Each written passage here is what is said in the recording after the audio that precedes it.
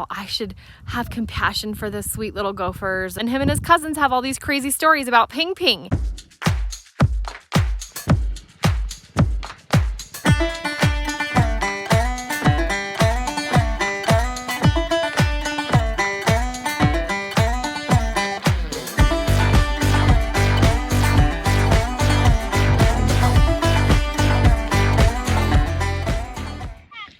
Right now we've got 2 sprinklers on this new field being flashed across it, meaning that we change the sprinkler every 12 hours to give our new seeds the best start possible. I'm over this track. Forward or backward? Speed up, buddy. No, go nice and slow. Keep it in the center. No, go straight.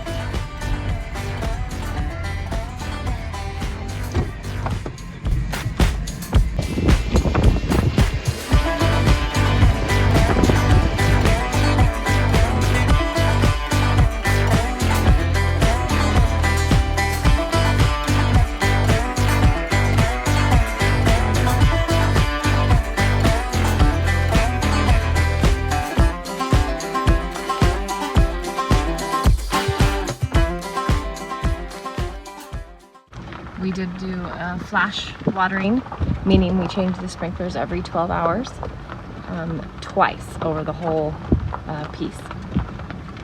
So we changed the sprinklers twice over the whole field. And here we are. So this is a winter planting, so we'll no longer water it. And then this is just, so we do it in the fall to get it established to go over winter. And then we'll water it again in the spring and see how we do. And hopefully get a good crop of it in the spring.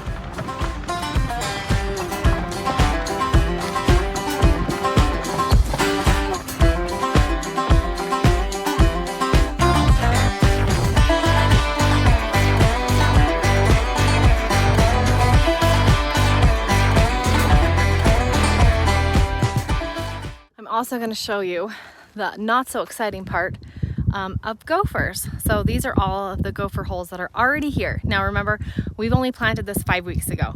And so if you ever wonder how all of the fills get uneven so fast, it's one of the reasons why is the gophers. We also do have badgers that move in, and they move massive amounts of dirt and leave massive holes that you can completely break your leg in. So we have to be careful and watch for those. But one of the other reasons is the gophers. And it is shocking how much dirt one of those little guys can move. Let me show you. So here's one of the mounds. And this is gonna be all connected in their little system of tunnels. And then here, I stepped on this one to feel earth. But here's my hand for comparison of how big these mounds are. And you can see how soft this dirt is. It's not packed down, which means that they probably have done it in the last 24 hours. So that's one of the frustrating parts is you go through all the work to get the field all nice and smooth, and then these guys move right back in. So this one, you can see how hard, you can see the water changes and it's dried out some. It's going to be a little older, and that's why I say that I can tell that one's newer because the dirt is soft. And there's another one. And there's some more behind me there.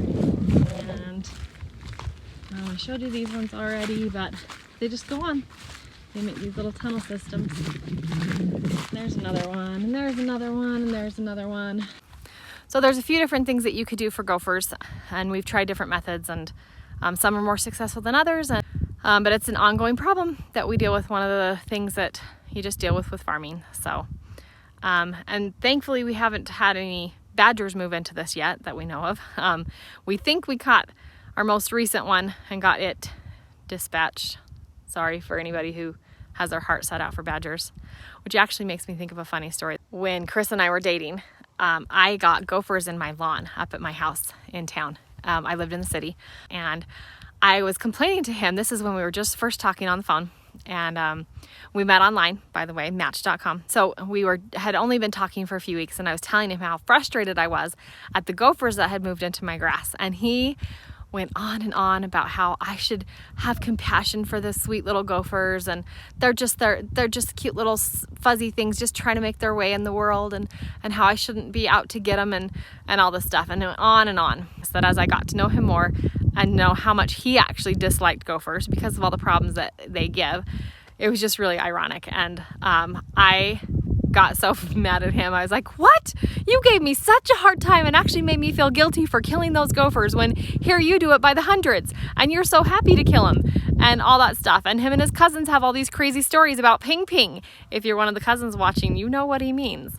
And I won't go into it in here because I don't know that it's necessarily kid or family friendly. So he made me feel so guilty about having it out for the gophers, and all along he was even more so out for it to get them than I was. So if you have a soft spot in your heart for gophers, then bless you, but we do not like them. If you have any tips on how to get rid of them permanently, we'd love it. That's going to be our update on all the Triticale. So with this being week 5, we're going to leave it there, and we will catch you up on it at the springtime. So stay tuned for that.